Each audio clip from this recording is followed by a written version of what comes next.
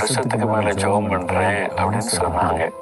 நான் உடனே சிரிச்சுக்கிட்டு சொன்னேன், ஒரு மனுஷன் தேவனால் பயன்படுத்தப்படுகிற மனிதன் என்னை பார்த்து பேச 10 வருஷம் ஜெபம் பண்றேன்னு சொன்னீங்க. நீங்க இத ஆண்டவர்கிட்ட போய் உண்மை பார்க்கணும் ஆண்டவரேன்னு ஜெபம் பண்ணியிருந்தா எப்பவோ நீங்க ஆண்டவரை பார்த்திருக்கலாம். அவர் உங்களோட பேசி இருப்பார். அவர் அவ்வளவு நமக்கு சமீபமா இருக்கிற தேவன். நீங்க இனி ஆண்டவர் அந்த மாதிரி தேடுங்க இயேசுவை, அவர் உங்களுக்கு தன்னை வெளிப்படுத்துவார் என்பதாய் சொன்னேன்.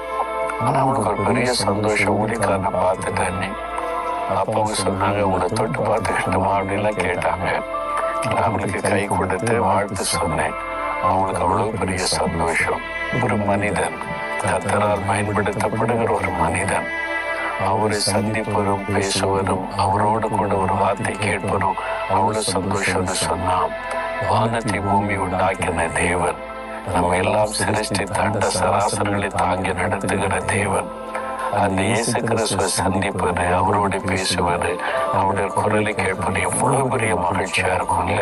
அதுக்கு நம்ம என்ன செய்யணும்னா, 42ஆம் சங்கீதம் 1ஆம் வசனத்துல ஒரு பக்தன் சொல்றாரு, தாவீது என்ற பக்தன், மானானது நீரோடுகளை வாஞ்சித்து கதறுவதை போல தேவனே என் ஆத்துமா உம்மை வாஞ்சித்து கதறுகிறார்.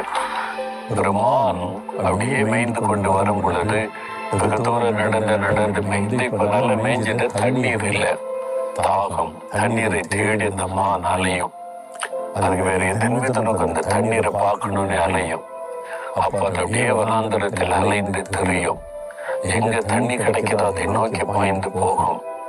அப்ப அந்த ஒரு மான் நீர் தாகத்தினாலே நீரோடைகளை வாஞ்சித்து தேடுகிறதை போல என் ஆத்மா தேவனை உம்மீது வாஞ்சியா இருக்கிறார், கதறுகிறார்.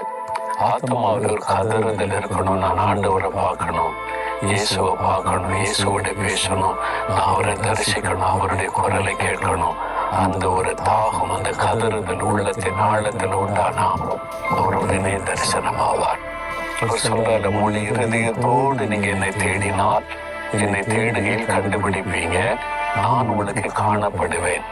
முழு இருதயத்தோடு நீங்க தேடுறீங்களா, வாஞ்சியோடு தேடுறீங்களா? ஒரு மானானது நீரோடைகளை வாஞ்சித்து கதறுவதை போல உங்களுடைய ஆத்துமா தேவனை குறித்த தாகத்தினால் கதறுகிறதா? அதை பார்த்து தேவனே உங்களை தேடி வந்து உங்களை சந்தித்து உங்களோட பேசுவார். அவ்வளவு அற்புதமான ஆண்டவர், அவரை நமக்கு சமீபமாய் பெற்றிருக்கிறோம். அதனால நீங்களும் இந்த நாள் ஆண்டவரே, இயேசுவே, உங்களுடைய குரலை நானும் கேட்கணும், உங்களை நான் தரிசிக்கணும், என்ன நீங்க கரம் பிடித்து நடத்த